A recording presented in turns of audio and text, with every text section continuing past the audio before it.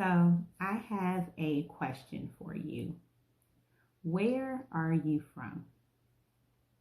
I want you to take a moment to really think about your childhood and the place you grew up. Think about the details, the statistics of it. Like, was it a large town or a small town? What were the income of the families that lived there? Were there families? Two-parent households, single-parent households? Was the population large or small? What was the household like? Take a moment and really think about that. So me, I'm from Chicago Heights, Illinois, and there currently is about 29,000 people with incomes of about $21,000 annually. I did a little math. That is about $1,750 a month. 2020, not much to live on, right? That came from the census, updated census information. And so not the current census, but as of 2018, right? So we'll get some new information soon. But think about even in 2018 versus when I was a child. What was it like? You know, what were the differences? Not much. I went to a school district called District 170. Currently, almost all of the schools are below average. And not only are they below average, only about 15% of those that do graduate high school go on to receive bachelor's degrees. And so we've all heard about statistics on that, right? Well, that was my environment. But now I want to add on some personal facts to that. So I grew up in this town, not much going on. And then you add that with me being an 18-year-old mom, single mother, a high school dropout, a clueless teenager having to be an adult. Statistically, I was supposed to be a product of my environment, living in poverty, no formal education, single parents. I know and I knew no one would care about the outlook of my life. But see, when I was younger, I felt something in me that says, keep pushing, keep going forward. Maybe fearlessness? Maybe. So instead of becoming the statistic that people thought I would be, I had my first daughter at the age of 19 and went right on to obtain my GED. I then enrolled myself in the local community college. Shout out to Prairie State for giving me my first opportunity at a formal education. That was the time when I felt that I was kind of fearless. And then I didn't think about it as being fearless, right? I just felt like I was doing what needed to be done. You know how you get into survival mode and you just keep pushing on? Well, that was me. So, I'll give you a little academics here. Well, Webster Dictionary defines fearless as being without fear or brave. When I say fearless, I mean being brave in spite of fear. Question: how many times have you pushed through even when you felt terrified? And it could be anything in life. You just did it even when you were scared. How many times have you conquered something and didn't even realize you were scared until after it was over? Adrenaline, anyone? You are fearless. I've done it many times. When I hadn't even thought about the fear of anything, I just kind of went with the flow. More examples. I graduated from that community college, and when my daughter was only 4, I packed up our things as a single mom and I moved to Georgia. So here's the big deal. I moved to Georgia. I was about 23 years old, no job, no apartment, and I knew one person here. Only one. But I just wanted to take a chance. I wanted to experience something new in my life, and I just went for it. Fearless. During the first several years of being in Georgia, I then obtained my bachelor's degree and did what many of us do. I went to work, took care of my kids, eat, sleep, repeat, right? But I yearned to realize one of my childhood dreams, and that was going to law school. So here I am, 3 kids at this point. So 3 daughters, a law student, a full-time law student who could not work because of the demanding hours, running a side business to pay the bills. I must say that I was brave. I graduated from law school 3 years later. I started my conflict resolution practice, and I worked my tail off to build a business and income that could sustain my family, one where I could still be with my children and, survive. So now let's fast forward to present day. I founded the first Black-owned cosmetic brand and beauty retailer, Yanni Beauty. And here's the thing, I started it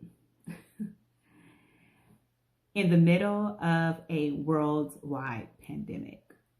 So not only did I open an actual brick and mortar location, I have done so in the middle of a pandemic when people are not going out as much. They're terrified to go out or they can't.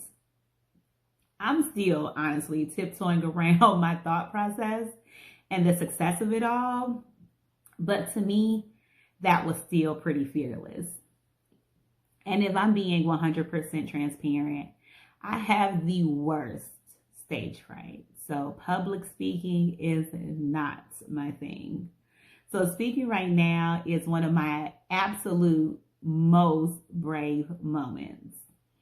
But I'm happy that I get to share it with you because being fearless is something that I talk about and I hold dear to people that I love, and people ask me all the time. So I'm glad that I have the opportunity to tell you about it.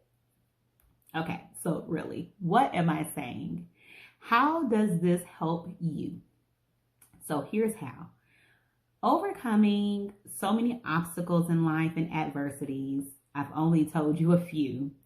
I've learned a thing or two about overcoming fear or being brave despite a fear. And here's what I've learned. And I want you to take these 7 things with you as you continue to navigate through whatever it is that gives you a little fright. So 1, look at other fearless people, right? So navigating my life, I realized that fearless energy, like all other energy, is transferred to others. So I told you along my journey, I brought my 4-year-old daughter, Shania, who's now 20 years old. And that girl is fearless. She graduated high school early. She obtained her associate's degree by the age of 18. She is now in her senior year of college, getting her bachelor's degree in biology so that she can prepare for medical school. And she is doing all of this while running our business, Yanni Beauty, full time. So I'm sure a lot of her learned behavior of being fearless came from me, or at least I'd like to think so. But that's the truth. Watch fearless people and see what you get. 2, examine your fear. What's the worst that could happen? Is the fear real? Meaning, is the danger perceived or is it valid? Are you really in trouble? Look at your fear objectively and be the observer of your own life. 3, don't run from the struggle. And this is something that I have learned. There are times when all of us will struggle with something. But even when our struggles are different, we all learn and want to push through. So in this case, don't run from the hard work or the feeling of failure. Remember, no pain, no gain. 4, don't fixate on what people think. You will fail. Let me say that again. You will fail, but you will also succeed. You will succeed. Most people do not publicize their failures. They will get a bullhorn to tell you about their wins. So don't think about what they say. Just go forward. And if you make mistakes, learn from them and move on. 5, this is very important. Ask for help. See, if you are struggling, you need someone to support you. Seek out a teacher, a coach, a mentor, a group, and get in these spaces so that others can help you reach a solution. And remember, you are never too old to ask for or receive support. 6, let go of control. So if you are one of those people who plan every detail of your life, please step away from the happy planner, right? It is totally okay to plan things, but you have to know that life happens and sometimes things won't go exactly as planned. And that's really no matter how hard you try. So letting go of total control will help you alleviate the fear of failure and things not happening exactly the way you want. So loosen the reins, let go of some of the control, and see how your fear starts to subside. And 7, be mindful. Now, this is my favorite. Think about what is causing your fear, worry, or anxiety, and meditate on it. Visualize an action plan without the fear and then put things into perspective. Is it really that bad? What's the worst that can happen? And 8, go for it. There's no better way to be fearless than to just go for it. Don't overthink it. Don't stop moving. Just tackle your fear and your doubt.